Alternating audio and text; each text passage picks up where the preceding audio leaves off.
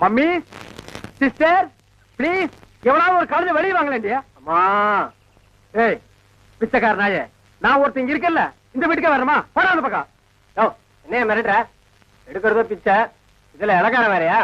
என்ற எல்லைக்கு நான் அவனை கவனிச்சுக்கிறேன். ஆமா, இவர் ஏரியா சீனா எல்ல, அதுக்குள்ள நான் போனா அப்படியே ஏகே பாட்டிச்சு எடுத்து டொப்பு டொப்பு சுடு தள்ளுவாரு. போடா பிச்சைக்கார நாயே, நீ ஓடு வச்சிருக்க, நானாவது அலுமினி பார்த்து வச்சிருக்க. போடா. அக்கா கொஞ்சம் சோறு போடுங்க சிஸ்டர். என்ன பால்காரே பிச்சை எடுத்தீங்க நிலைமைக்கு வந்துட்டீங்க? இது உங்களுக்கு தேவையில்லாத மேட்டருங்க சிஸ்டர். சோறு போட இஷ்டம் இருந்தா போடுங்க சிஸ்டர், போட இஷ்டம் இல்லைன்னா விட்டுருங்க சிஸ்டர்.